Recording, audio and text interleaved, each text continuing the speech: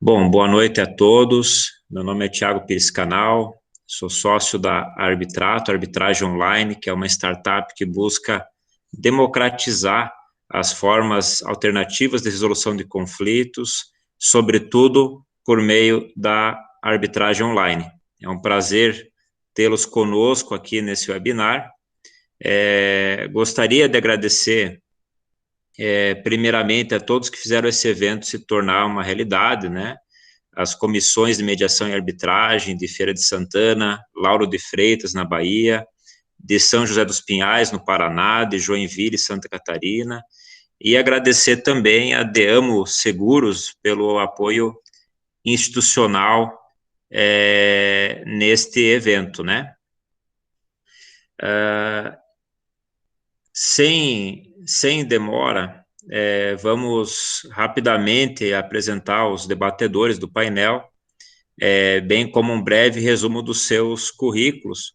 O painel seguirá pela ordem de apresentação dos currículos, sendo que cada debatedor terá 20 minutos para a sua exposição, e após a exposição de todos, 10 minutos para as considerações finais.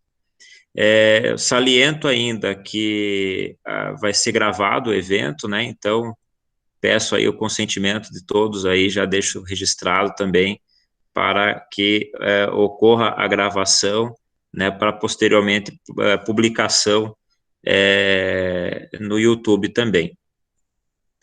Vou solicitar a todos, então, que certifiquem, né, que seus microfones fiquem no mudo também, para evitar qualquer tipo de paralisação durante as explanações, né, dos nossos debatedores. Bom, então, iniciando aí as nossas explanações, né, nós teremos no primeiro momento a Laudilene Colodetti, que é advogada, mediadora certificada pelo TJ da Bahia, inscrita no CNJ, com experiência nacional e internacional em mediação e arbitragem de consumo na CACCL, Centro de Arbitragem de Conflitos de Consumo de Lisboa, Portugal. Mestre em Direito Comercial Internacional, com ênfase em mediação e arbitragem, e especialista em e-commerce, Direito Eletrônico, pela Universidade de Lisboa, Portugal. Nosso segundo debatedor será o Dr. Júnior Alexandre Moreira Pinto, que além de integrante da lista de árbitros da Arbitrato, é mestre e doutor em Direito Processual Civil pela Universidade de São Paulo, pós-doutor em Democracia e Direitos Humanos pela Universidade de Coimbra, Portugal, especialista em Direito da Mineração, professor na graduação da Universidade de Taubaté e em diversos cursos de pós-graduação, autor de diversas obras e artigos publicados, advogado e árbitro. E Sheila Rangel, que possui graduação em Economia pela Faculdade Católica de Ciências Econômicas da Bahia, mestrado em Engenharia de Produção pela Universidade Federal de Santa Catarina e doutorado em Engenharia de Produção pela Universidade Federal de Santa Catarina. Atualmente é pesquisadora convidada do grupo de estudo em consumo seguro pela Universidade Federal da Bahia, né, pelo CNPq.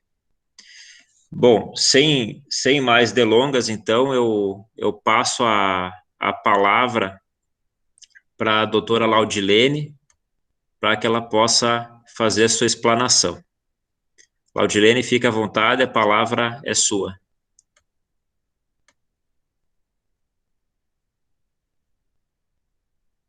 Só o áudio, Laudilene. Ali. Só ativar o áudio. Tá no mudo.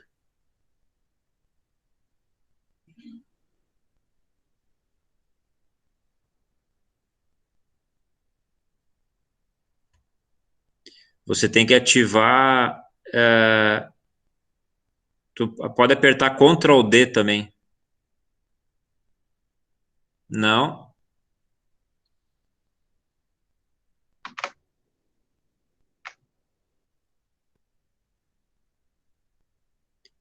Você nos escuta, né, Laudilene?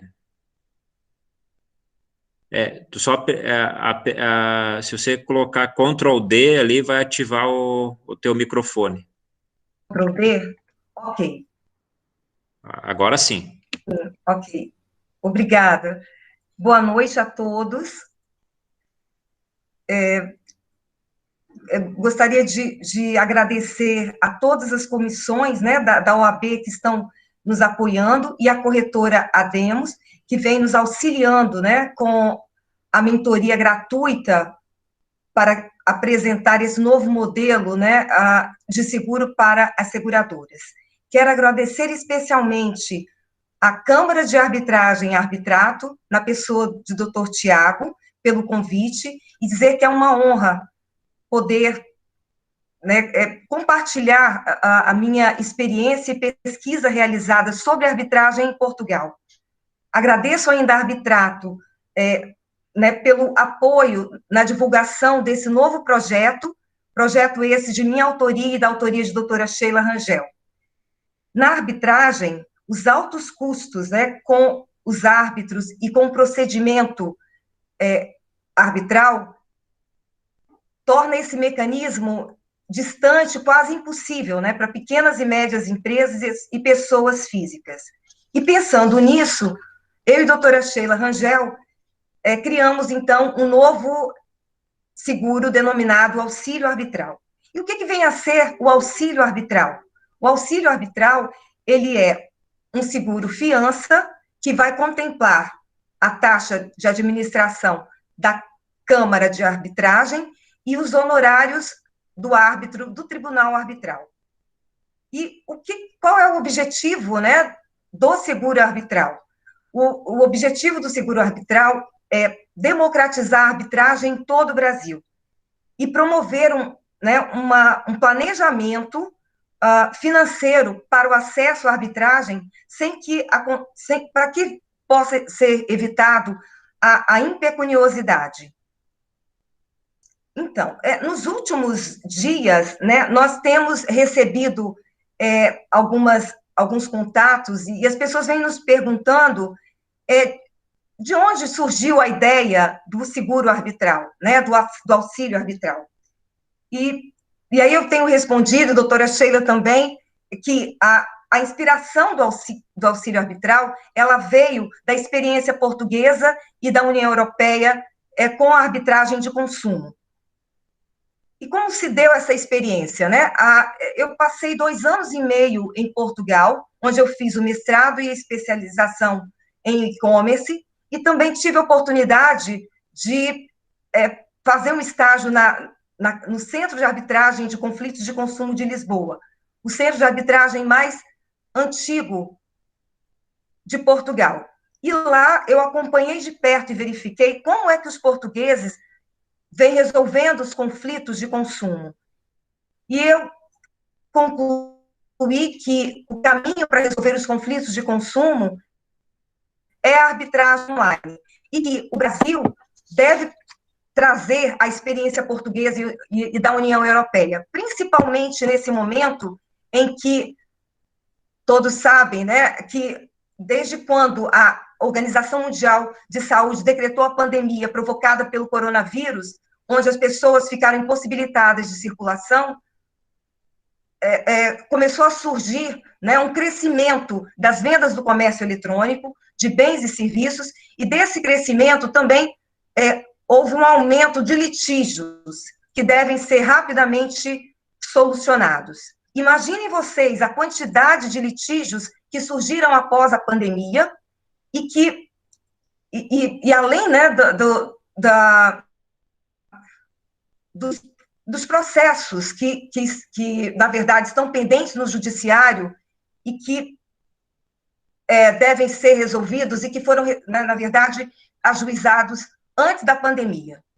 Então, em função disso, nós imaginem, então, vocês a situação. Hoje, segundo dados estatísticos, existe no Brasil 80 milhões de processos pendentes no judiciário brasileiro. Então, diante desse contexto, e depois que eu retornei para o Brasil, eu e a doutora Sheila começamos a conversar, né, e sobre a experiência portuguesa, como que o europeu e o cidadão português tem acesso à resolução dos conflitos de consumo através da arbitragem. E o grande questionamento que surgiu foi com relação ao fato de que, como nós poderíamos trazer a experiência portuguesa e da União Europeia aqui para o Brasil? De que forma é que o brasileiro poderia ter acesso à arbitragem, né? E depois, né, a partir desse questionamento, nós passamos, então, a fazer pesquisas, a estudar, né, e fazer contatos com especialistas da área, né, para saber qual seria o caminho para resolver essa questão. E aí, nisso, né, dessa pesquisa, surge o auxílio arbitral. Nós entendemos que o auxílio arbitral, na verdade, ele vai ser o caminho para dar acesso à arbitragem aqui no Brasil. E que apenas dessa forma, através, né, do auxílio arbitral, é que os brasileiros poderão ter os conflitos de consumo e os outros conflitos em outras matérias, né, resolvidos de forma rápida, acessível, célere e a custos acessíveis, na verdade. Considerando que nós vamos aqui nessa palestra fazer uma análise comparada do direito português no que se refere ao acesso à arbitragem e os modelos de financiamento, eu entendo que é importante saber como surgiu os meios de resolução de litígio em Portugal e qual é o modelo adotado por esse país. A arbitragem em Portugal, ela surge na década de 80, e o legislador português, tentando incentivar e promovendo os meios alternativos de resolução de litígio, ele cria, em 84, uma importante norma, que é a Lei 234, que vem fixar o enquadramento jurídico, né, dos meios de litígio, e também vem promover e determinar, na verdade, quais são as matérias que serão objeto da Convenção de Arbitragem em Portugal.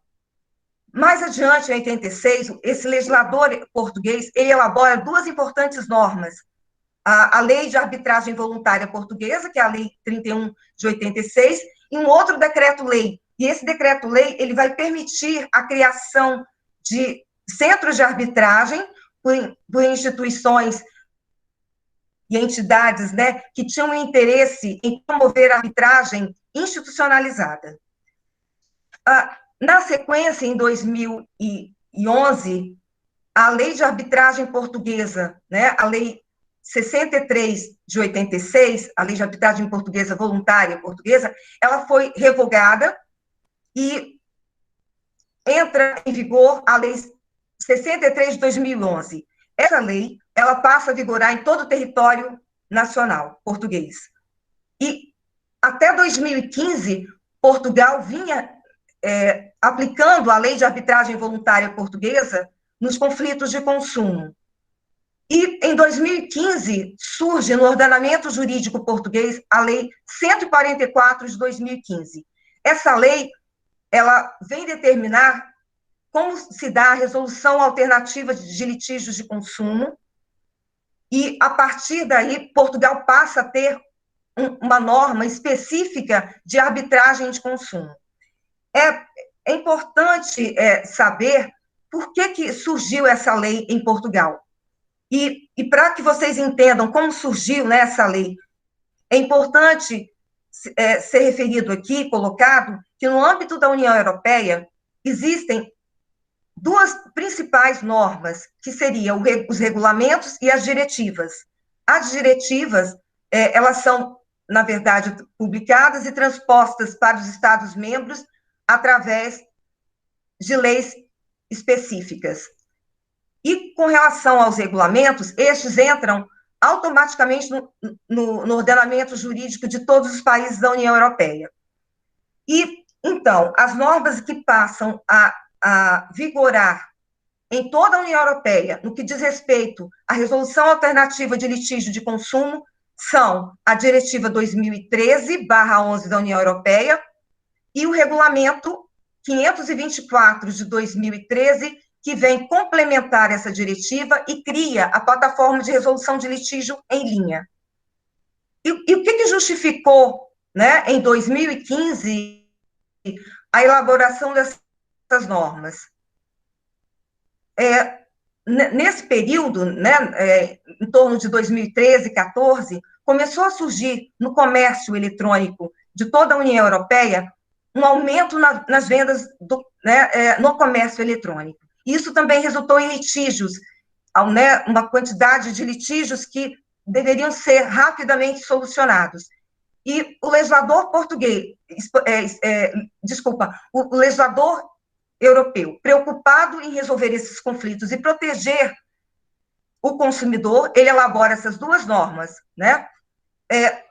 Quando ele elabora essas duas normas, o objetivo era a proteção desse consumidor e também passar para esse consumidor segurança jurídica e confiança para que ele continuasse a adquirir bens e serviços nesse comércio. A partir desse momento, né, a outra preocupação do legislador europeu foi também em manter em pleno funcionamento o comércio único digital. E, para isso, então, ele cria essas duas normas que entram em vigor em toda a União Europeia. Ou seja, cada país da União Europeia passa a criar, a elaborar uma lei específica, fazendo a transposição da diretiva RAL para o seu ordenamento jurídico. E, como eu disse, Portugal transpôs a diretiva 2013 sobre a resolução alternativa de litígio de consumo através da Lei 144 de 2015. E o que vem, na verdade, dizer essa norma? A partir desse momento, então, como eu disse, Portugal passa a ter uma norma específica de arbitragem de consumo. E, a partir daí, todo legislador, Portugal, então, utiliza essa lei para resolver os conflitos. E o que essa lei vem dizer? Ela vem definir ela vem trazer algumas definições. E ela traz a definição do que vem a ser entidade de RAL. E é importante ser colocado aqui a definição de entidade de RAL para que nós possamos entender como se dá a resolução do conflito de consumo em Portugal e na União Europeia. E o que vem a ser, então, a entidade de RAL? A entidade de RAL são todos os órgãos que prestam informação e realizam a mediação, conciliação e a arbitragem. Na verdade, os centros na verdade, as entidades de RAL, que são a base da resolução de conflitos de consumo em Portugal, são centros de arbitragem. E como eu tive a oportunidade, né, de fazer esse estágio no Centro de Arbitragem de Conflitos de Consumo de Lisboa, e como ele é um modelo para todos os outros centros de arbitragem, eu vou aqui, então, dizer como é que se dá a resolução desses conflitos de consumo no Centro de Arbitragem de Conflitos de Consumo de Lisboa. O Centro de Arbitragem de Conflitos de Consumo de Lisboa, ele é uma entidade, na verdade, ele é uma associação privada, sem fins lucrativos, de utilidade pública, financiado por entidades públicas e privadas, que, na verdade, essas entidades públicas e privadas, no âmbito no Centro de Arbitragem de Conflitos de Consumo de Lisboa, nós teríamos aí a Câmara Municipal de Lisboa e a Associação Portuguesa de Defesa do Consumidor, ADECO, além da União de Associações do Comércio e Serviço. Essas entidades é que financiam a resolução de conflitos de consumo em Portugal, no Centro de Arbitragem de Conflitos de Consumo de Lisboa. E para que a gente entenda como se dá, né, essa resolução do conflito de consumo em Portugal, é importante aqui colocar e dizer também que a Lei 144 vem determinar que seja criado, a partir da entrada em vigor dessa lei, a RAC, que é a Rede de Arbitragem de Consumo, onde todos os centros de arbitragens localizados em Portugal devem aplicar como regulamento, utilizar como regulamento, o regulamento harmonizado de arbitragem, que é utilizado por todos esses centros de arbitragem para que haja e aconteça uma harmonização nos procedimentos de RAU. Assim, esses centros de arbitragem seguem regras e princípios previstos nessa Lei 144, assim como na lei, na Diretiva 2013/11 da União Europeia, que foi também transposta para todos os Estados-membros da União Europeia. Né? E dando continuidade e analisando, então, o que estava previsto e determinado nessa Lei 144, nós verificamos que ela vem dizer que todos os conflitos de consumo que tenham andamento em Portugal e que tenham sido registrados as queixas, as reclamações em todos os centros de arbitragem, que esses centros teriam um prazo, então, de 3 meses para solucionar esses conflitos. Então, o prazo máximo para da resolução desses conflitos acontece exatamente em 90 dias, sob pena de que, caso o centro de arbitragem não cumpram esse prazo, ele será penalizado com coimas que correspondem a multas aqui no Brasil. Dando continuidade e verificando também o que estava previsto nessa Lei 144, que é a lei, então, que regula a arbitragem de consumo em Portugal, nós verificamos que ela vem determinar também que o centro de arbitragem disponibilize um formulário, né, e um formulário para informações e registros de queixas de consumo, e um site que possibilite que as partes, consumidor e fornecedores, possam ter acesso às informações e aos procedimentos de resolução de litígio, que seria, no caso, a mediação, a conciliação e a arbitragem. Na verdade, o tempo que me resta, né, não é muito, e eu preciso, então, ser mais rápida na abordagem sobre como se dá essa resolução de conflitos de consumo em Portugal. Lembrando também que os centros de arbitragem em Portugal, eles estão bem estruturados para receber essas reclamações e essas queixas e resolver esses litígios. Eles estão espalhados, então, por todo o território português, onde eles prestam, como eu disse, informação e a resolução dos litígios através da mediação, conciliação e arbitragem.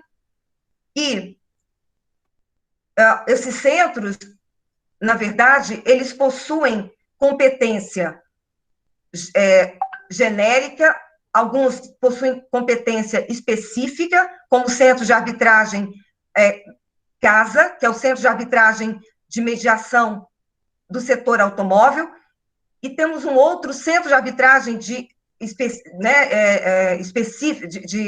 arbitragem especializado, que é o SIMPAS, que é o Centro de Arbitragem e Informação e Mediação de Seguros. Esses centros, além desses centros, nós temos também o CINIAC. O CINIAC é um centro de arbitragem de informação e mediação que presta informação e a resolução desses conflitos de consumo em Portugal nos lugares, nas regiões em que não existem centros de arbitragem. E assim, Portugal consegue, dessa forma, resolver todos os litígios, grande parte dos litígios de consumo. Eu passo, então, a falar agora sobre como é que se dá a resolução de litígios através da arbitragem online. A arbitragem online em Portugal, ela acontece na plataforma plataforma de resolução de litígio em linha, aquela que eu falei anteriormente, né, que criou e que, na verdade, ela foi criada através da diretiva e do regulamento 524 de resolução de litígio em linha. A pergunta, né, e o grande questionamento, quem banca a plataforma de resolução de litígio em linha que tem aplicação em toda a União Europeia? O financiamento dessa plataforma de resolução de litígio em linha foi totalmente da Comissão Europeia. Então, a Comissão Europeia, além de financiar, né, a plataforma, que em Portugal ela iniciou no ano de 2016, ela também ela é responsável pelo funcionamento da plataforma, onde ela faz a manutenção, a tradução quando necessário e a proteção dos dados pessoais. Com relação a essa plataforma, a questão é como é que esses litígios de consumo em âmbito nacional e transnacional são resolvidas através dessa plataforma. A plataforma de resolução de litígio em linha, na verdade, ela é um instrumento de conexão que vai aproximar as partes que estão em litígio, né, com o objetivo de que elas mesmas consigam ali resolver esse conflito. Não havendo a possibilidade do acordo, a plataforma disponibiliza mecanismos de RAL, que seriam a mediação, conciliação e arbitragem, que estão disponíveis na plataforma através dos centros de arbitragem que estão conectados a essa plataforma e localizados em toda a União Europeia, em todos os países da União Europeia.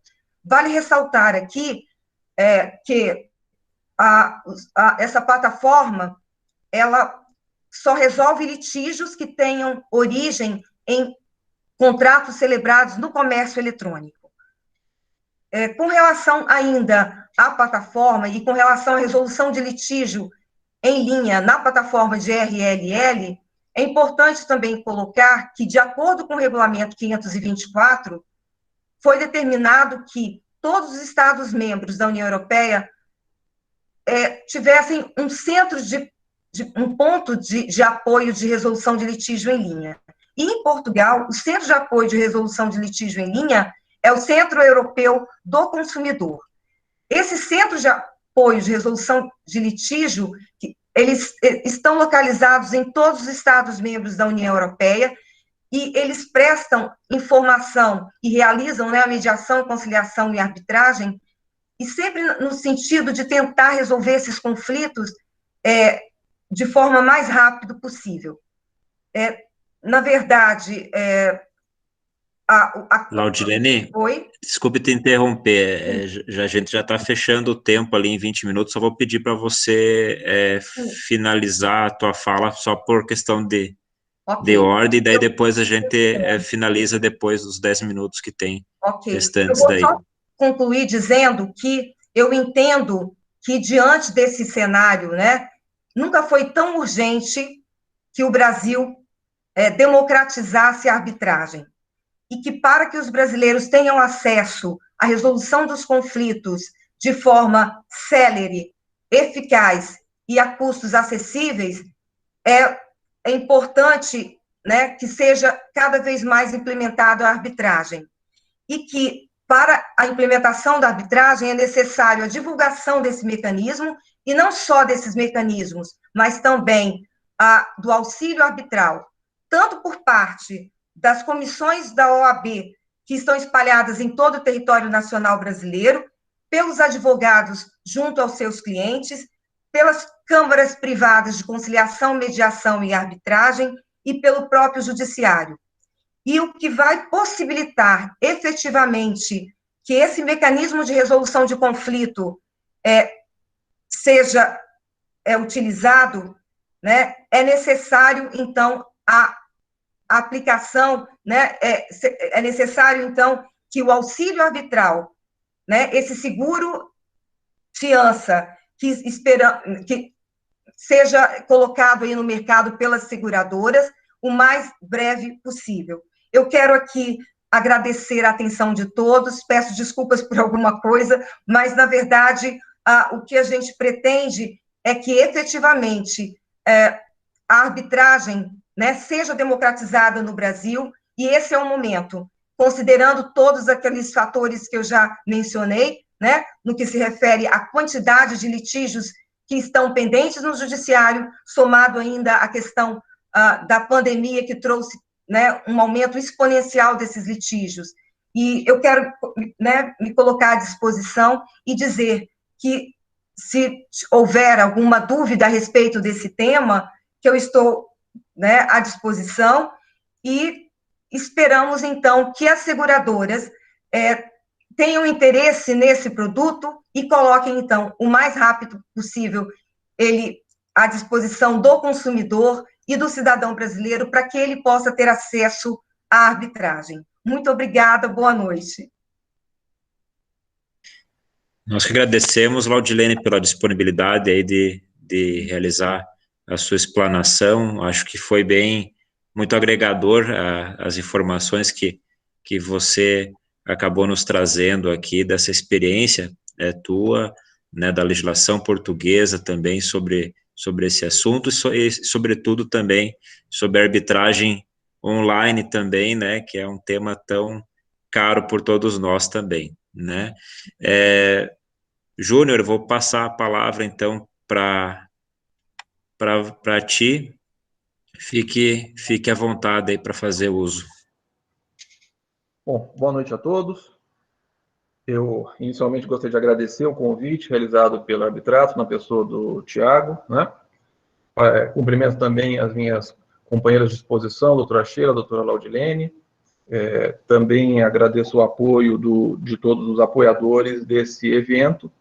E, por fim, também gostaria de agradecer a presença, a participação aqui de todos que nos ouvem nessa noite. Bom, eu vou ficar no meu tempo, vou me ater a uma análise um pouco mais abrangente a respeito dos financiamentos de litígio por terceiros, né?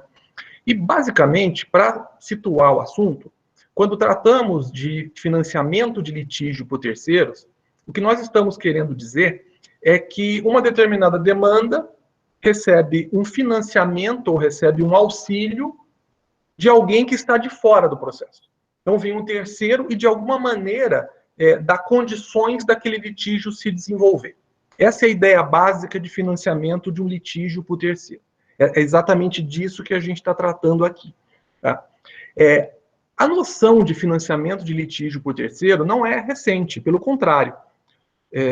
Ao longo da história, são diversos os registros de financiamento de litígio por terceiro. Isso vem da Grécia Antiga, isso vem de Roma, o direito romano tinha regulamentado já isso, mas ao longo do tempo foi se perdendo um pouco o intuito de financiar litígio por terceiros, porque os próprios estados, na medida que foram trazendo para si o ônus de julgar os conflitos, começaram a criar travas, porque começaram a perceber que esses financiamentos vindo de terceiros, na prática, estavam se transformando em instrumento de usura.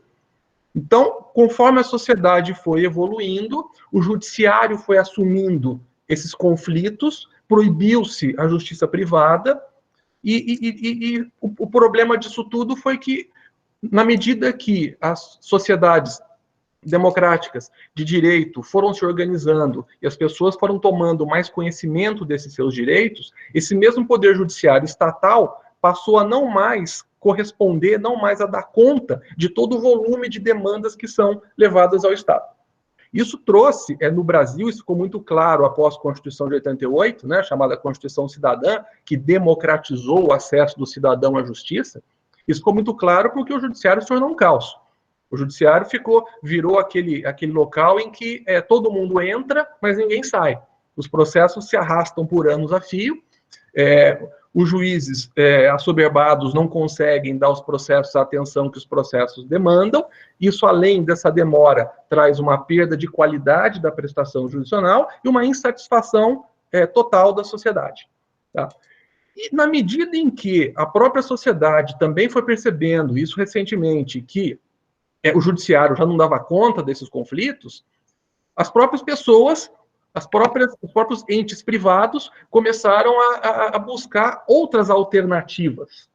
E aí se desenvolveram meios alternativos que hoje denominamos meios adequados de solução de conflitos.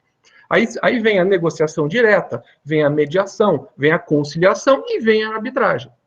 Então, nesse aspecto, a arbitragem nada mais é do que um conflito sendo dirimido não pelo juiz, não diretamente pelas partes, mas por um terceiro privado particular que é contratado pelas partes para julgar aquela controvérsia.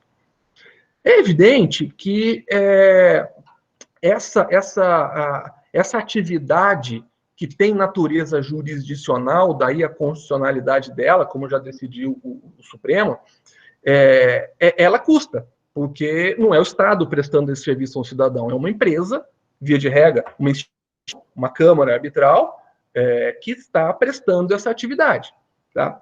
Mas é interessante a gente perceber também que quando a gente fala de financiamento de litígio, num primeiro momento, o que vem à nossa cabeça seria algo complexo, que envolve a terceira, uma empresa de investimento, uma grande companhia, nada disso. O que a gente já vê ao longo do tempo é que são diversas as hipóteses de financiamento de terceiros que já estamos acostumados a enfrentar no nosso dia a dia. Por exemplo, quando um advogado assume a defesa de alguém em juízo com um contrato de risco, que nós chamamos, quer dizer, o contrário de êxito, que o advogado defende o cliente em troca de uma participação no resultado, isso nada mais é do que uma forma de financiamento por um terceiro. O advogado não colocou dinheiro, mas ele está colocando o fruto do trabalho dele, está colocando o tempo disponível dele, né, em troca de algo que pode se concretizar no futuro e que vai se concretizar na medida em que aquele cliente, o constituinte, terá êxito no processo. Isso é um financiamento. É muito comum a compra de um precatório. Diversas instituições financeiras compram precatórios de credores do Estado. Então, quer dizer, o indivíduo tem aquele precatório, ao invés dele esperar na fila anos e anos para receber, vem um terceiro, compra esse precatório, mediante um desconto, e passa a ser o credor, faz uma cessão desse crédito ao terceiro. Isso também, de alguma forma, é uma maneira de financiamento. Né? O que mais?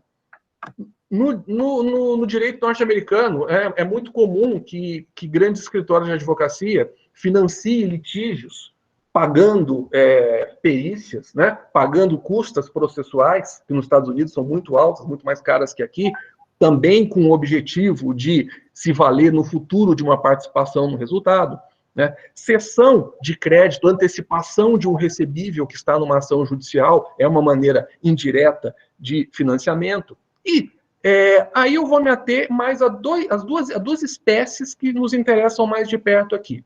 Primeiro, que é o seguro, que as minhas duas colegas já estão tratando aqui, já trataram e vão tratar com mais precisão, que nada mais é do que um contrato que prevê uma possibilidade de um evento futuro.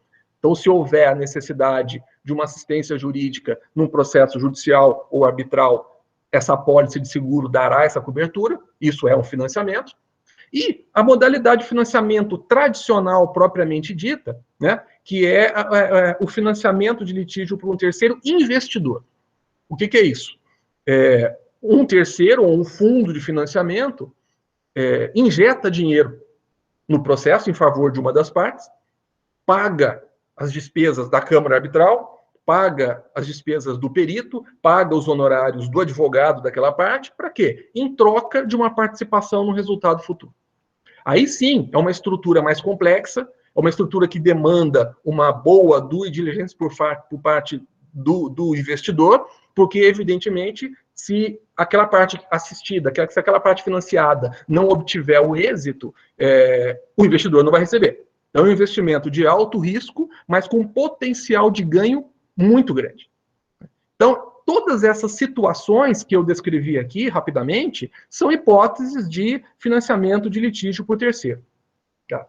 Aqui no Brasil, nós não temos, especificamente agora, com relação a essas duas modalidades que eu tratei, o seguro e o financiamento por investimento, no Brasil nós não temos uma tradição dessas hipóteses de financiamento. Por uma razão muito simples. A arbitragem no Brasil é algo relativamente novo, né? Aos poucos ela está evoluindo, aos poucos ela está crescendo, está tendo uma ótima aceitação por parte da comunidade jurídica, mas é algo que ainda está numa fase inicial de consolidação. E, tradicionalmente, esse financiamento por investimento não se fez necessário no Brasil. Por quê? Porque, via de regra, o Poder Judiciário brasileiro não é caro. Ele não demanda um investimento muito alto para iniciar um processo. Além disso, existem mecanismos de concessão de justiça gratuita, existem mecanismos de diferimento para o final de custas judiciais. Então, assim, as despesas, a pecuniosidade nunca foi uma grande característica do sistema judicial brasileiro. E, por consequência, também não se desenvolveram mecanismos de investimento justamente porque não precisava. Não era uma demanda. Nem das médias causas e nem das grandes, e as pequenas não era interessante para os agentes financeiros. Tá? Isso já não acontecia nos países da Common Law.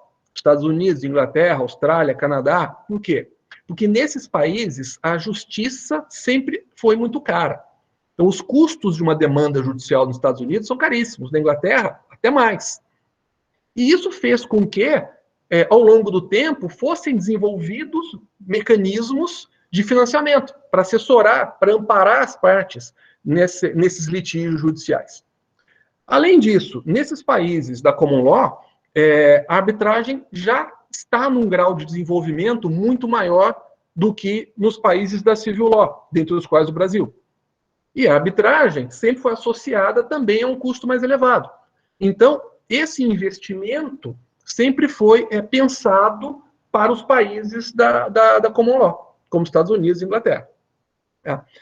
Pois bem, para vocês terem uma ideia, eu fui buscar um número para vocês terem uma noção da dimensão do que estamos falando.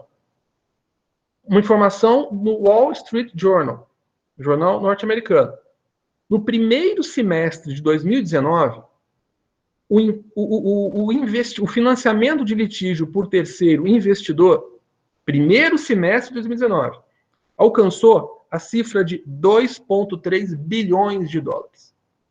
Vejam o universo que a gente está se deparando. Por quê? Bancos e seguradoras, nos últimos anos, nos Estados Unidos, entraram de cabeça nisso.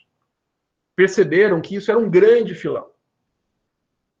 Essas empresas financiadoras têm advogados qualificados, que têm condição de olhar para uma determinada demanda, verificar que aquela demanda tem um potencial de retorno para o financiado, e as empresas aportam dinheiro nisso em troca de 30%, 40%, 50% do resultado lá no final do processo. E uma outra causa que sempre motivou o estímulo ao financiamento de terceiros, principalmente por escritórios de advocacia nos Estados Unidos e na Inglaterra, é que os processos lá judiciais são rápidos. Então, o advogado tem interesse em financiar para o cliente, porque o cliente vai receber rapidamente, caso seja vencedor. O que também não acontecia no Brasil. Nunca aconteceu no Brasil. O processo aqui sempre foi demorado, assim como nos países da Europa continental. Também uma tradição da família romano-germânica. Pois bem, um aspecto interessante é que sempre que agora nós estudamos no Brasil isso que está ainda começando, que é o financiamento de litígio por terceiros, mas que, como eu disse, tem um grande potencial de crescimento, né, é que sempre olhamos para o mercado norte-americano em inglês, né? Lá não existe uma regulamentação, uma regulação por parte do Estado. Os próprios mecanismos de financiamento são autorregulatórios. É o próprio mercado que determina como que esses financiadores vão agir. E fazendo uma pesquisa mais profunda sobre isso, eu me deparei com diversas entidades norte-americanas que hoje financiam não mais grandes causas milionárias, financiam pequenas causas. Porque a partir do momento em que há uma demanda muito grande, o próprio custeio desse sistema acaba sendo reduzido e financeiramente passa a ser interessante. Isso passa a ser oferecido para pessoas físicas, para pequenas empresas, para médias empresas, o que antes era restrito às grandes corporações. Tá? Então, a gente precisa olhar para esses mecanismos de financiamento com essa amplitude. E voltando agora para o Brasil, o que a gente precisa entender é o seguinte: vivemos uma fase em que cada vez mais se clama por meios alternativos. A arbitragem está aí, a arbitragem vem crescendo, a gente precisa registrar que o Poder Judiciário é extremamente favorável à arbitragem, o que no começo era uma preocupação. A lei arbitral brasileira é de 1996, não fez nem 25 anos ainda. Só em 2001 que o Supremo atestou e ratificou a constitucionalidade dela, que não tem nem 20 anos na prática que a arbitragem se desenvolveu no Brasil, né? Começou a se desenvolver no Brasil. Isso que faz com que o judiciário, no início, era uma preocupação se ele iria aceitar isso, como que ele iria interpretar essas cláusulas compromissórias, se o judiciário ia querer interferir nas soluções dos conflitos. Isso não aconteceu. Pelo contrário, o STJ tem uma jurisprudência extremamente favorável à arbitragem. Sempre que há uma demanda, uma ação anulatória, em que a parte vencida busca o judiciário para deixar de cumprir o que o árbitro determinou, na grande maioria das hipóteses, o judiciário repele essa pretensão. O judiciário valoriza. Né? Tendo uma cláusula compromissória, a tendência é aplicar o princípio competência-competência para quê? Para restringir a arbitragem àquela análise. O árbitro tem que ser o responsável pela análise da própria competência. O judiciário não pode interferir nisso. Isso vem funcionando muito bem. A gente vive num ambiente muito favorável à proliferação dos meios adequados, dentre os quais se situa a arbitragem. O grande trabalho agora, a grande meta, né, da doutrina brasileira é desenvolver esse instituto do financiamento de terceiros, que é fundamental para que a arbitragem possa realmente seguir o caminho dela. Porque, evidentemente, e aqui a gente não pode pensar só em pessoas físicas e jurídicas que não podem arcar com os custos de uma arbitragem, mas a gente tem que pensar também em empresas ou pessoas físicas que não querem gastar e querem ter opção de buscar no mercado um financiador. Isso tem que existir. Do mesmo modo que o indivíduo tem um veículo e, eventualmente, se aquele veículo se envolver numa colisão, ele pode ter dinheiro para pagar o carro, o conserto, se o carro for furtado, ele pode comprar outro, mas ele faz um seguro, porque ele quer evitar que esse sinistro recaia sobre o patrimônio dele. Então, acho que a ideia da arbitragem serve da mesma maneira. Por que eu vou pagar se eu posso ter um produto financeiro que possa, financeiramente, me ser viável e viabilizar o custeio de uma demanda judicial, caso seja necessário? Então, a gente tem que pensar no financiamento sob esse prisma, né? E, como eu disse, para isso é fundamental que no Brasil a gente desenvolva uma doutrina muito bem sólida. Para quê? Para dar segurança para o investidor. Porque se não houver segurança para o investidor, ele não vai investir, né? Basicamente, quando a gente fala em investimento por parte de terceiro financiador, a gente tem que encontrar uma natureza jurídica para isso. A doutrina ainda precisa evoluir um pouco mais a respeito desse assunto. Eu tenho para mim, depois de ter estudado um pouco mais a fundo esse assunto, que essa relação jurídica que se estabelece entre o financiador e o financiado representa uma figura muito próxima da chamada SCP, a Sociedade em Conta de Participação. Essa é uma opinião minha, outros autores já trataram disso, discordam dessa, alguns concordam, outros discordam desse ponto de vista. Essa SCP tem previsão nos artigos 991 a 996 do Código Civil, é uma sociedade não personificada, né, embora exista validade jurídica nisso, é uma associação, é uma comunhão de interesses que se desenvolve entre o financiador e o financiado. O financiado fica ali escondidinho, aliás, o financiador fica escondidinho, é um sócio oculto, e ele só vai aparecer na hora do êxito. Opa, uma parte desse êxito é meu. Por quê? Porque lá atrás eu financiei essa pessoa aqui, essa parte, né? Isso tem uma grande vantagem, por isso que eu digo, a gente tem que estudar muito a fundo isso. Se a gente considerar isso uma SCP, o financiador vai estar blindado. Ele não vai correr riscos no processo dele ser demandado, caso o financiado perca a ação. Ele não vai ser responsabilizado pela derrota, por pagamento de indenização, por uma eventual reconvenção, nada disso. Então, essa blindagem é fundamental para que haja segurança jurídica, para que isso estimule o financiador a entrar nesse mercado, de fato, né?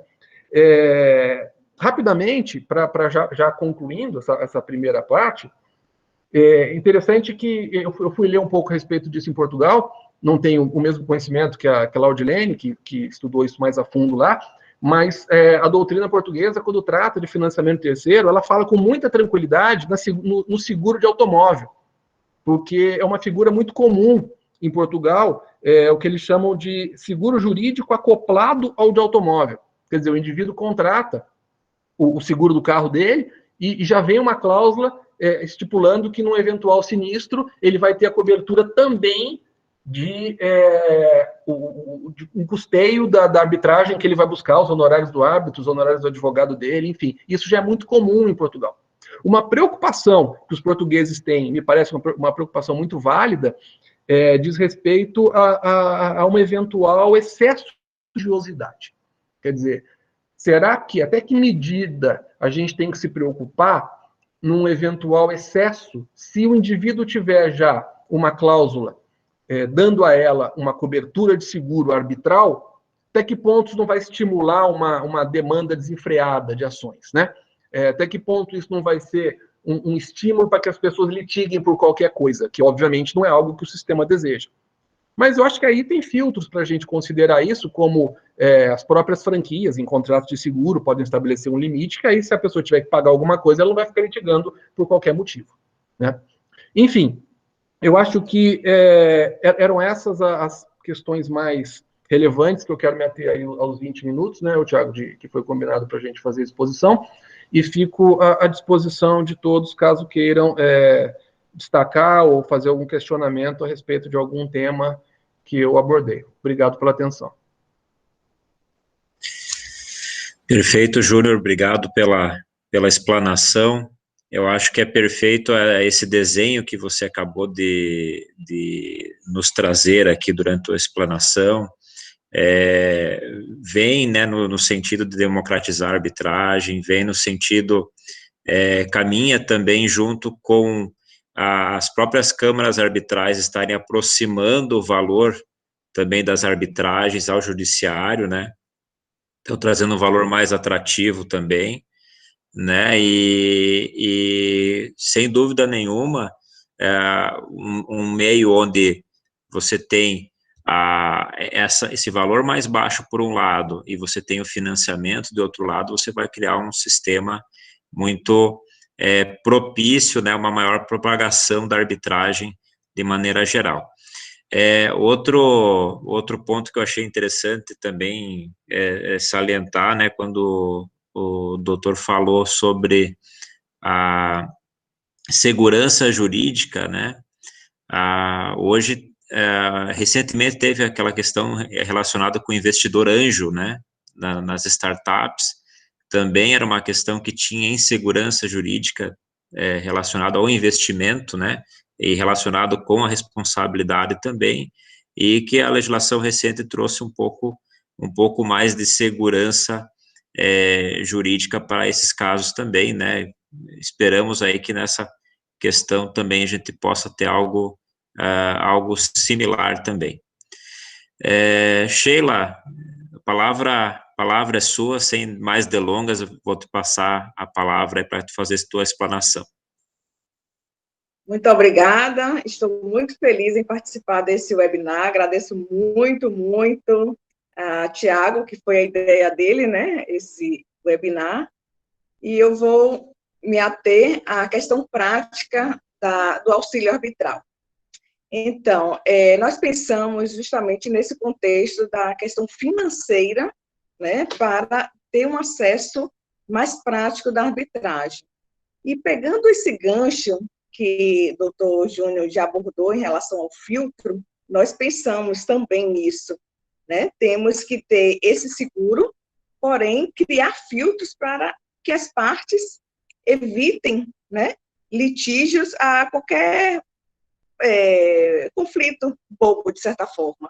Então, nós pensamos em dois contextos, mas, claro, que quem vai tomar as devidas decisões são as seguradoras. O primeiro filtro seriam as franquias, né, para o indivíduo solicitar essa liberação dessa pólice, precisa se pagar uma franquia, ou Uma segunda hipótese para esse filtro seria um período de validade desse auxílio arbitral. Então, poderemos informar que esse auxílio arbitral teria uma validade de 10 anos. Caso não fosse utilizado o auxílio arbitral, a parte que contratou esse auxílio arbitral receberia 20%, né, do valor pago, algo assim do tipo. Então, isso aí é um debate que temos que filtrar isso com as seguradoras. Esse é o objetivo, muito bem pontuado pelo doutor Júnior, que nós já tínhamos pensado nesse ponto. E outro ponto interessante que nós questionamos muito foi em relação ao judiciário, que hoje nós temos uma média de 80 milhões, um pouco mais de 80 milhões de processos judicializados. Então, que esse auxílio arbitral também alcance esses processos, caso tenham interesse. Então, o indivíduo que tem algum processo judicializado, ele pode ir numa seguradora, contratar esse auxílio arbitral, e, com isso, vai ter justamente essa apólice liberada. Agora, para isso, esse auxílio arbitral ele só será liberado através de uma Câmara. O desenho que nós criamos foram arbitragens institucionais. Como isso? Toda seguradora deverá estabelecer um convênio com algumas câmaras. Então, um exemplo, o arbitrato precisa estar conveniada a determinada seguradora, né? E a seguradora vai avaliar se essa câmara tem uma boa relação com o mercado, os árbitros especialistas.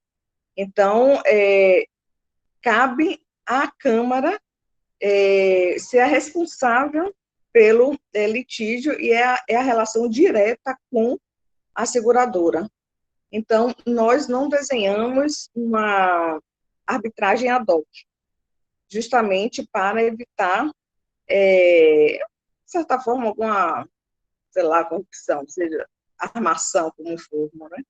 Então, pode ser que possamos pensar também na arbitragem ad hoc, mas no primeiro momento, nós só pensamos na arbitragem institucional, para que tivesse uma relação de filtro também com as câmaras que fossem conveniadas às seguradoras. É como se fosse um plano de saúde, né? Todo plano de saúde tem as clínicas, os hospitais que estão conveniados àquele plano de saúde. Então, seria esse desenho que nós pensamos nesse primeiro momento.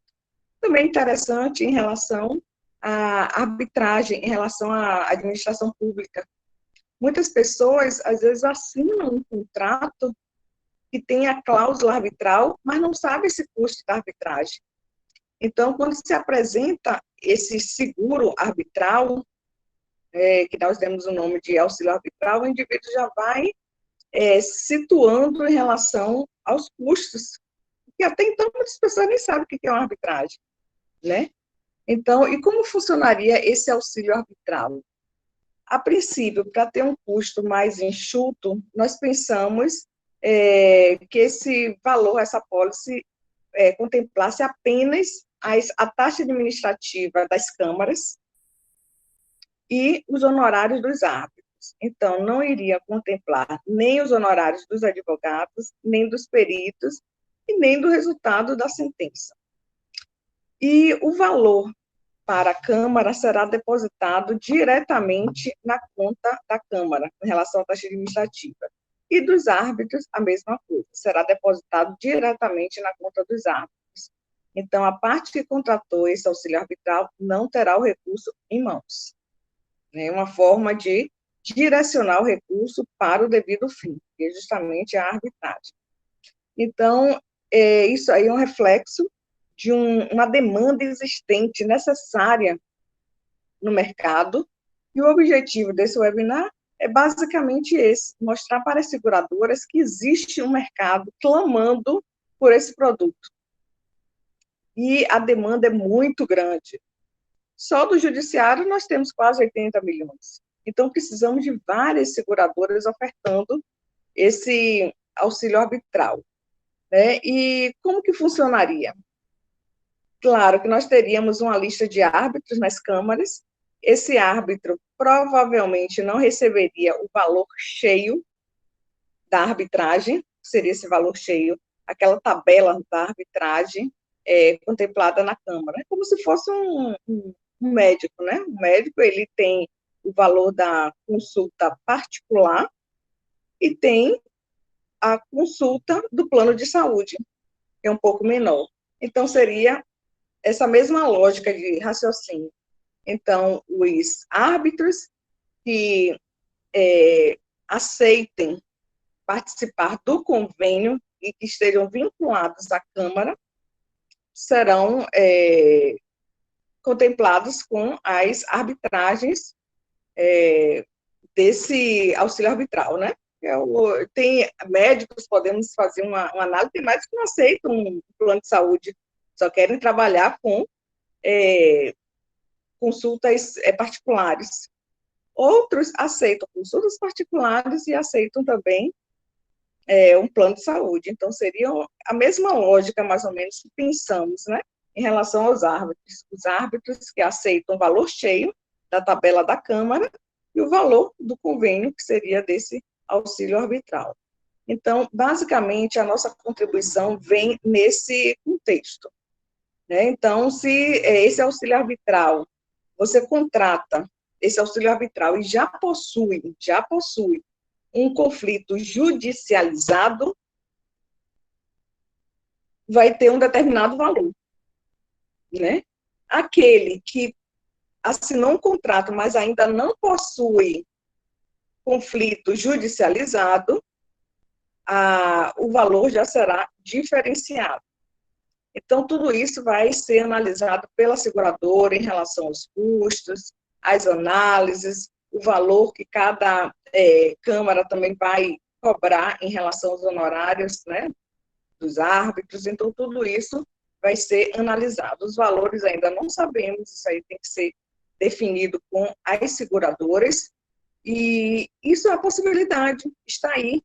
Então, isso sempre me angustiou ao perceber, né, essa busca pela arbitragem, que é maravilhosa. Eu sou encantada com a arbitragem, em função da celeridade, em função da especialidade dos árbitros, e a questão financeira está, de certa forma, travando. Então, eu, como economista, eu pensei, não, tem uma dor no mercado, precisamos ser racionais para solucionar. E aí vem essa proposta inicial. Claro que depois isso aí pode ser melhorado, e vai ser melhorado, chegando até esse patamar, né, Portugal, ou até melhor, mas precisamos dar um primeiro passo, né? E esse primeiro passo que nós pensamos foi esse auxílio arbitral, né? É um ponto inicial para resolvermos essa dor financeira, essa dor que está travando essa disseminação da arbitragem. Nesse período da pandemia, nós presenciamos um período maravilhoso de disseminação dos meios adequados de solução de conflitos, tanto da mediação, conciliação e arbitragem. No entanto, ela ainda está travada. Está travada em função dessa questão financeira e que acredito, que em breve, logo, logo, esse seguro estará no mercado, que as seguradoras fiquem atentas, que existe um mercado aberto, muito, muito aberto, esperando, aguardando. Isso vai ser bom para as seguradoras, um rendimento muito bom, uma receita nova para os árbitros, que terá um mercado de trabalho mais ampliado, para as partes, que terão seus conflitos solucionados de forma célere, para os advogados também, que não ficarão mais reféns do judiciário. E também será muito bacana para o judiciário, né? Vai ter uma contribuição maravilhosa, porque o judiciário, como o próprio colega informou, o judiciário ele é parceiro da arbitragem, incentiva a arbitragem. Então, essa é a nossa mensagem desse webinar, esse objetivo de disseminarmos de forma consciente. Isso aí todos sabem que a arbitragem ela vem com uma potencialidade de resolução de conflito, de forma célere e também com a especialidade do ato. Isso é maravilhoso, maravilhoso. Então, é essa a nossa mensagem e que vamos torcer que após esse webinar possamos ter seguradoras interessadas para inserir logo esse produto no mercado. Então, minha fala é breve, provavelmente menos do que os 20 minutos, mas de forma bem objetiva, e que eu trago justamente essa reflexão. Estudo cada vez mais profundo desses árbitros, com especialidade cada vez mais aguçada. Nós temos muitos profissionais excelentes no mercado e que precisamos concretizar essa arbitragem aí de forma efetiva, né? Caso contrário, vamos ficar também reféns. Foi o que o doutor Júnior falou. Muitas vezes também uma empresa ela tem um recurso para pagar uma arbitragem, mas vai comprometer a sua receita com determinadas despesas. Então, é interessante termos um seguro, porque o financiamento ele é, de certa forma, complexo.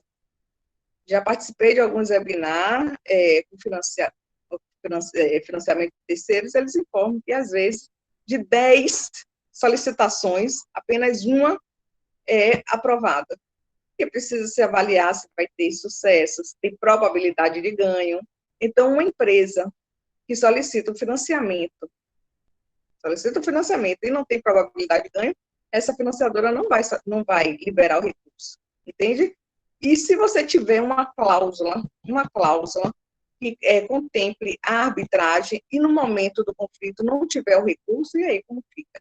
Né? E se você tiver um seguro, isso se torna muito mais viável. Agora, claro, vamos ter que pensar bem no contexto do filtro. Ou utilizar franquias para segurar, né, esses litígios frequentes, ou utilizar o modelo do título de capitalização, no qual o indivíduo, se ele não utilizar esse seguro, esse auxílio arbitral no prazo X, ele pode receber um valor de retorno, 10%, entende? 20%, só como um prêmio. Então, basicamente, minha fala é essa, não vou me estender muito, e deixo aqui aberto as perguntas para quem tem algum interesse. Ok, Sheila, muito obrigado aí pela sua explanação também, né, por topar. A Sheila é uma grande incentivadora aí da arbitragem, né, né, uma pessoa que tem aí sempre encaminhando, né, Sheila, bastante coisas aí sobre arbitragem, a gente conversa bastante também no dia a dia, né, ela é uma grande incentivadora aí dos meios adequados de resolução de conflito num todo, né. Eu vou deixar aberto também para todos que estão participando aí, fazerem as perguntas pelo chat do lado também, eu posso direcionar as perguntas para os debatedores também, né. Eu vou iniciar uma nova rodada enquanto se alguém se manifestar, né, eu repasso a pergunta também, mas eu queria fazer algumas provocações ali. A primeira delas é sobre a função do advogado nesse contexto.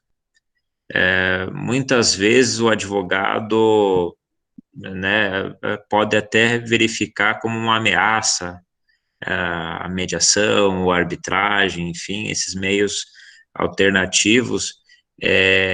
Eu acho que é importante a gente fazer essa indagação para vocês aí responderem sobre a função do advogado nesse contexto de financiamento, como é que fica, né, dos modos de financiamento, como é que fica sob o prisma do advogado nessa questão. E a segunda indagação aí que eu queria fazer sobre uma projeção de futuro em relação a esses meios de financiamento. Então, né, o que a gente consegue vislumbrar num futuro num futuro próximo, aí, diante tanto do auxílio arbitral, quanto, né, dos outros meios de financiamento, né? Então, eu queria deixar aberto aí também, né, mais uma vez, deixar aberto para se alguém quiser fazer alguma pergunta também, pode fazer pelo chat ali do lado, que daí a gente vai encaminhando aí, os próprios debatedores podem ir respondendo também, né? Então, vamos iniciar uma nova rodada aí com as considerações finais aí, né? Podemos começar pela Laudilene, então, novamente, fazer a roda novamente ali até o final. Pode ser. Então, pode inverter, seja o que tanto faz. Eu posso começar, se quiser. Pode ser, Sheila, então, vamos lá. Eu acho, Tiago, que esse método o Instituto da Arbitragem sendo bem atuante, com a chegada do auxílio arbitral, isso vai ser muito bom para o advogado, porque ele vai ter imediatamente seus honorários. Ele não vai ficar mais refém, entende, de uma sentença do judiciário. Então, é maravilhoso, todos vão ganhar com isso. O advogado, que vai ter seus honorários recebidos de forma imediata, e também a sua imagem profissional. O advogado, eu percebo que ele está com uma imagem muito arranhada no mercado. Muitos são bons profissionais, mas em função da morosidade, o cliente não entende, às vezes, e rotula esse profissional como incompetente. Entende? Então, ele tendo essa possibilidade de uma arbitragem sendo célere, a imagem profissional e financeira vai ser só positiva. Só vejo benefícios. Bom, se me permite, Thiago?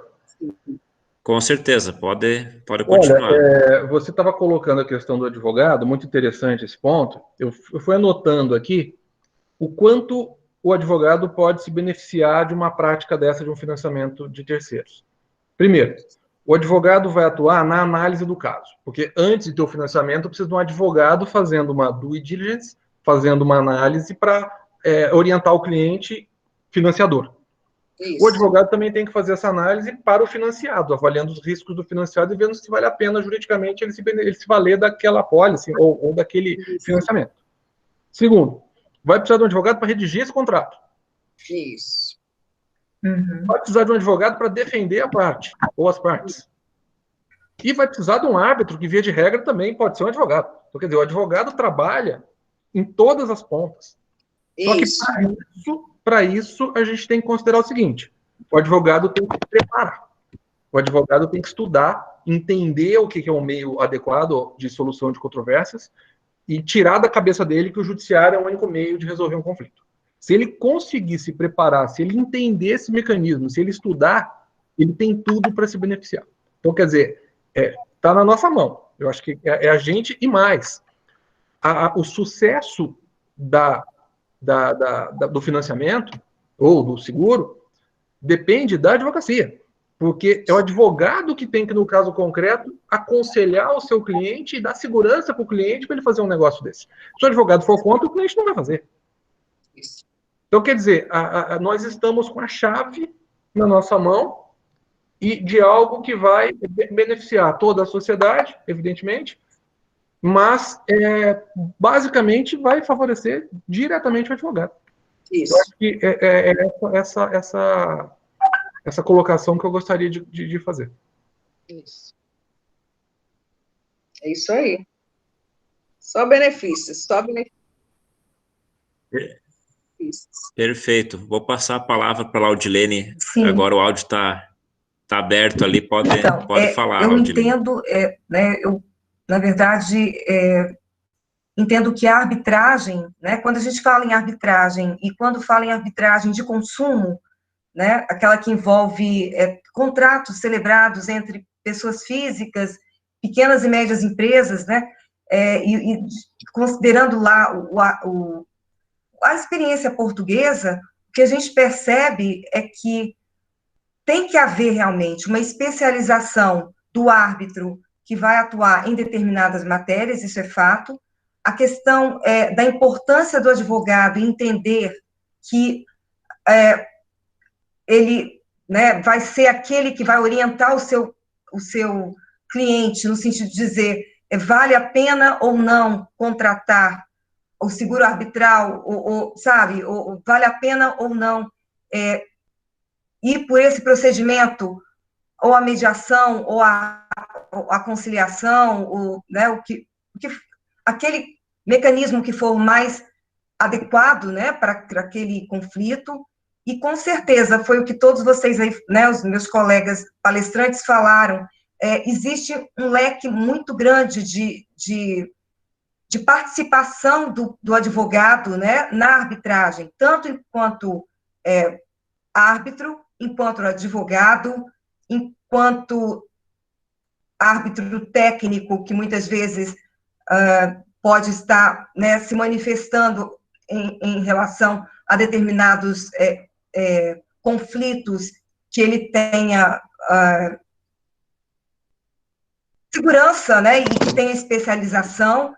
E eu entendo que a figura do advogado para, né, a disseminação e a democratização da arbitragem no Brasil é importante, muito importante, porque é ele que vai convencer o seu cliente, né, da necessidade e da importância desse mecanismo alternativo de resolução de litígio, né? Então, assim, com certeza, ele é uma figura importante nesse momento, para que a gente possa, então, se desenvolver, né, e para que a gente possa, então, aplicar esses mecanismos, né, e quando não se há a possibilidade do acordo através da conciliação e da mediação, que são mecanismos que dependem do acordo, né, e da vontade das partes ali envolvidas, né, quando eles não chegam num acordo, um terceiro imparcial, que seria o árbitro, ele vai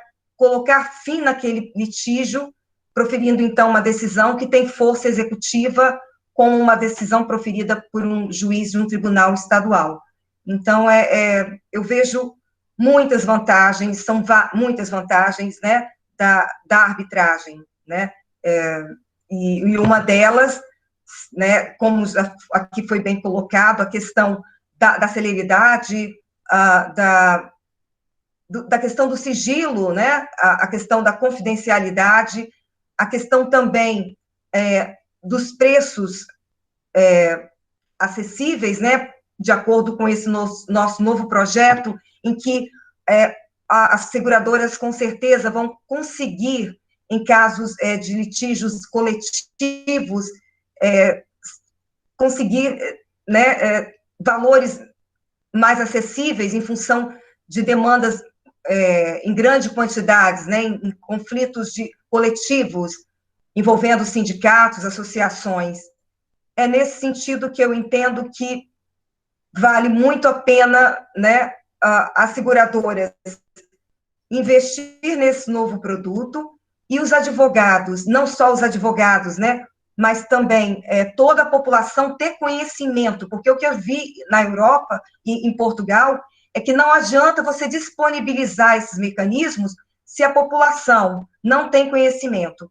Então, a questão do conhecimento, a divulgação da existência desses mecanismos também é muito importante, né? É nesse sentido que eu entendo que deve caminhar, e é assim que as coisas vão acontecer, e a arbitragem vai ser aplicada nesse país, né?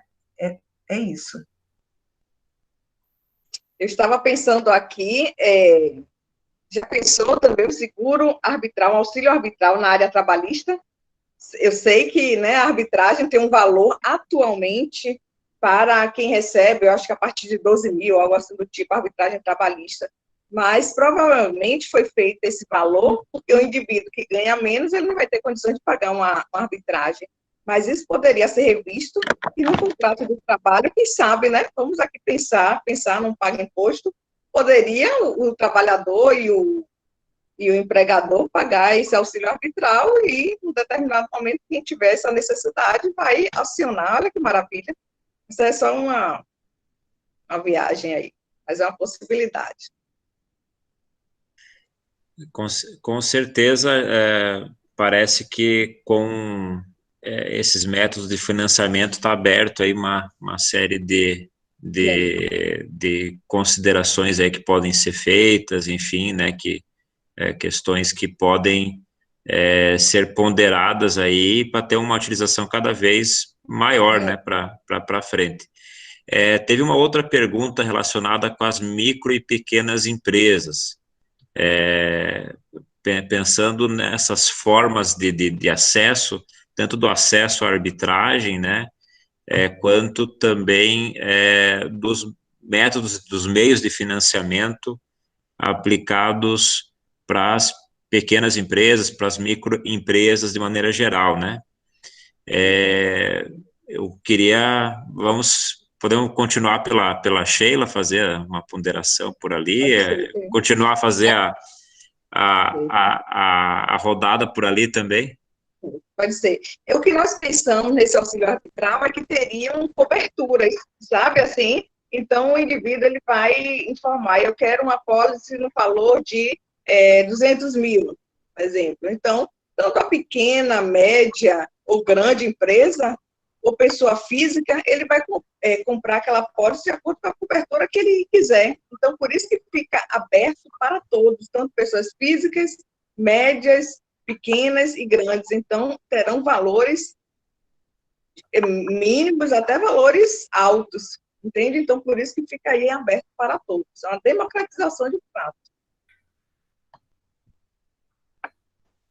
E a ideia, Tiago, por exemplo, se eu solicitei uma cobertura de 200 mil e meu conflito foi 1 milhão, então eu vou ter que pagar, né, a diferença, né, desse conflito, dessa cobertura. Essa que é a ideia. Tiago, eu vejo isso assim, me parece que essa é uma questão de escala, né? Sim. Na medida em que isso for aumentando, a demanda aumentar, isso vai viabilizar para outros negócios eventualmente menores. O que eu talvez enxergo aí é que, de início, esse seguro ele deve nascer acoplado a outros produtos, como em Portugal eles fazem acoplado ao seguro de carro, né? Então, talvez comece com essa roupagem, meio que agregado, anexo ao seguro já existente, para que, na medida que isso fosse desenvolvendo, passe a ser um produto exclusivo. Na medida que isso tiver escala suficiente para que a conta do cálculo atuarial feche, né? É assim que mais ou menos eu imagino essa situação. Agora, não poderia ser acoplado, aí seria a venda casada, não pode, né? Mas seria uma sugestão ao adquirir determinado produto. Aí seria bacana.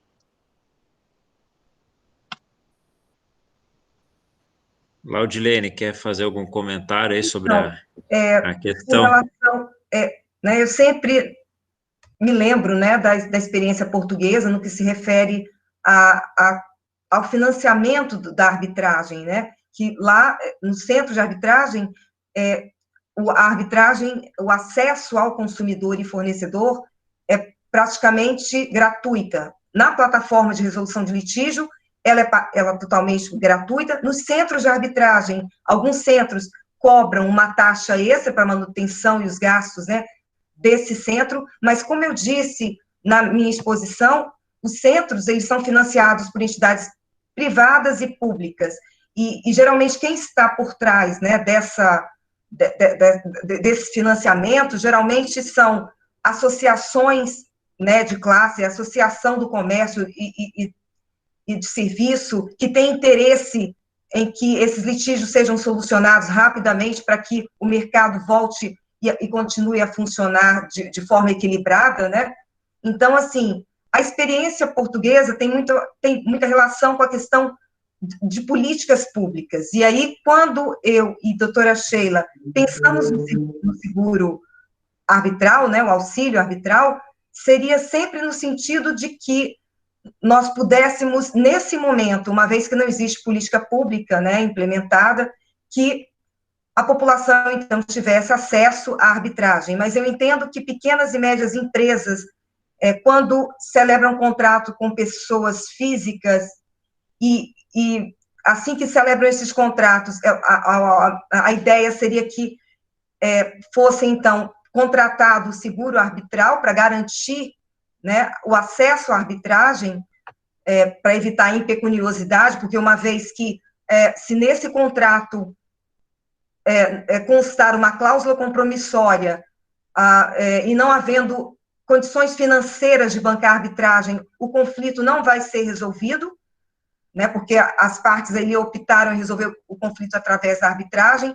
Então, assim, eu devo salientar aqui a importância da existência, né, do seguro arbitral, né, desses financiamentos ou do auxílio arbitral, quando as partes celebram esse contrato e inserem a cláusula compromissória, né, no sentido de que elas efetivamente possam resolver os conflitos, porque uma vez que elas não tenham condições financeiras de bancar esses conflitos, que se dá, então, aí ocorre aí a impecuniosidade, o conflito não vai ser solucionado e, fatalmente, esses litígios vão tentar ser resolvidos, né, através do judiciário.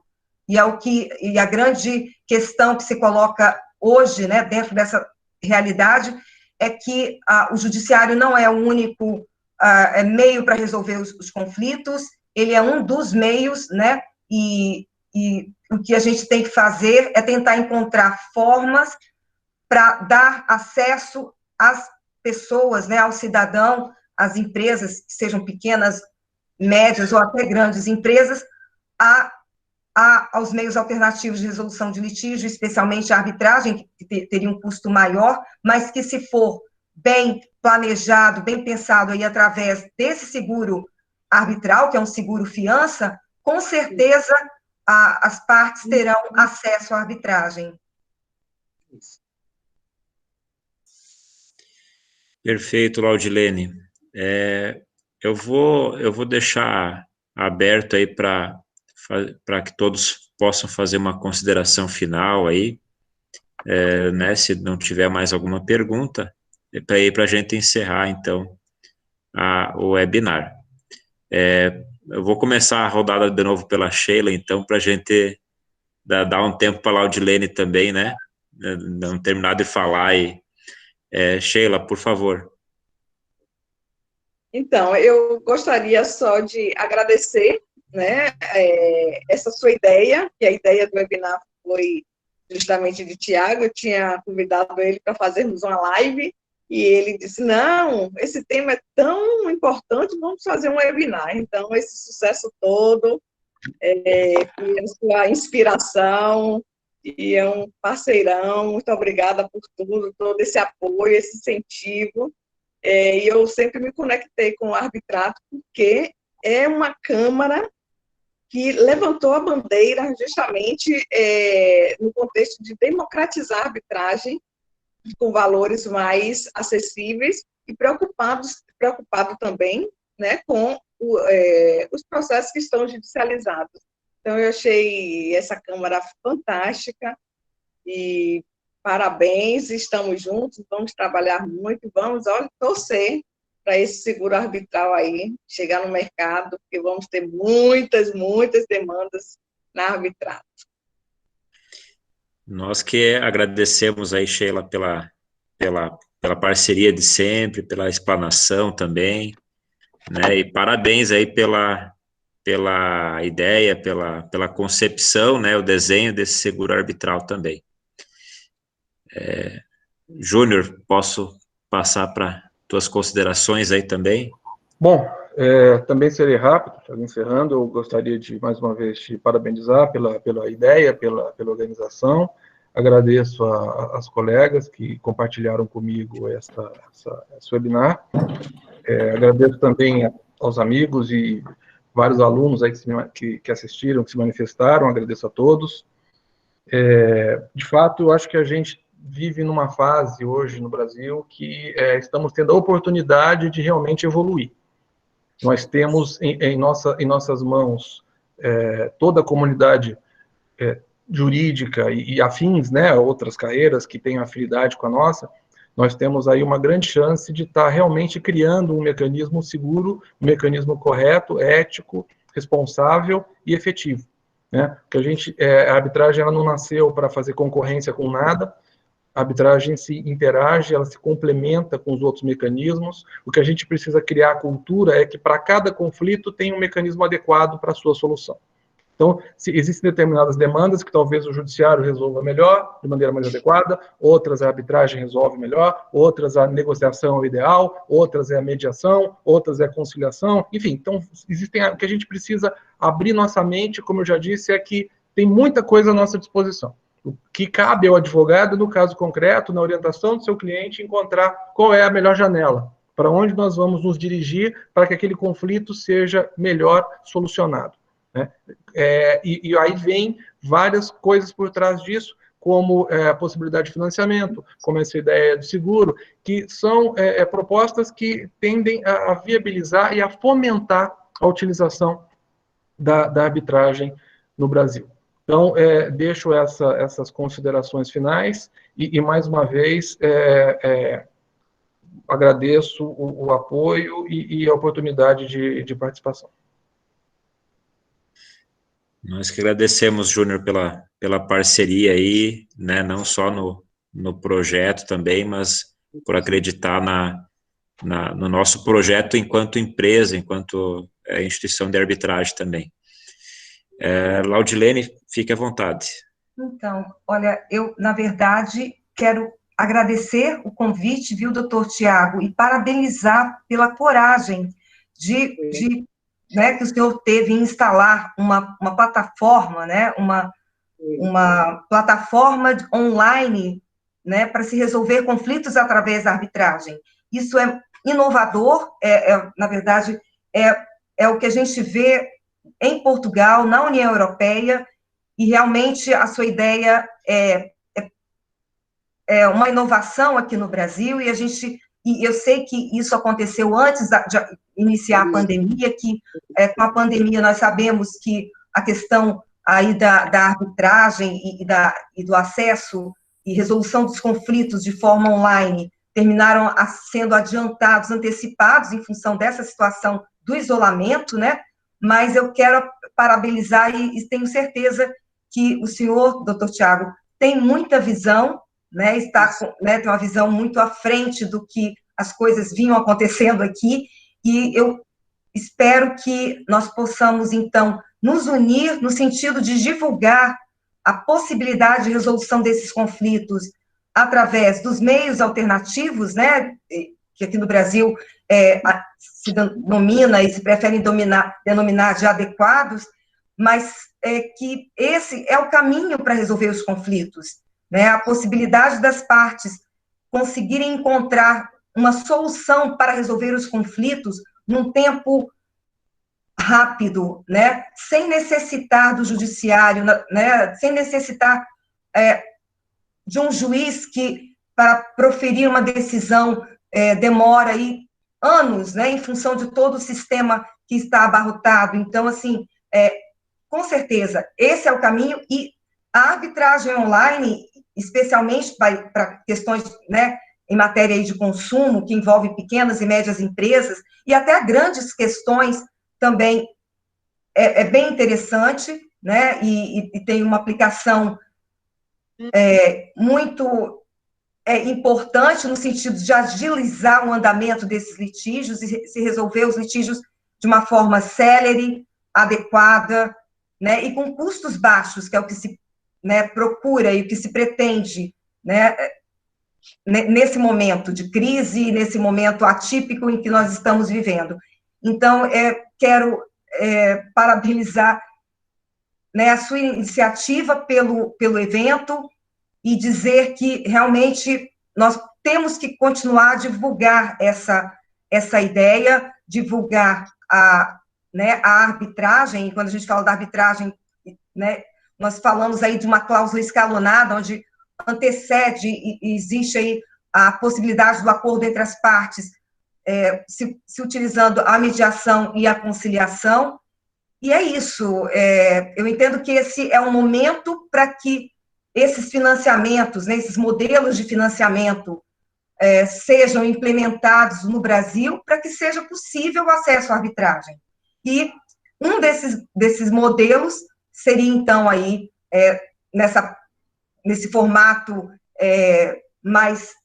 menos elaborado e que, na verdade, é uma ideia inicial, né, que, através desses mecanismos, desses seguros, desses modelos de financiamento, que efetivamente o cidadão brasileiro, seja ele consumidor ou pequeno e médio empresário, até grandes empresários, terão acesso à arbitragem. Isso aí, eu gostaria de deixar aqui claro o meu carinho, meu agradecimento à Bárbara, da Deame Seguros, que foi muito parceira e sempre positiva nesse incentivo. Obrigada aí, Bárbara, que deve estar aí presente assistindo. É isso aí. Pessoal, eu quero agradecer a todos mais uma vez pela presença, e em especial a Sheila, ao Júnior, a Laudilene, por terem aceitado também, né, participar e aceitado esse desafio de estar aqui hoje compartilhando esse conhecimento, que eu tenho certeza que foi engrandecedor, né, e continuará sendo engrandecedor também, porque vai ficar gravado em vídeo aqui, então acho que vai continuar sendo aí para posteridade, né,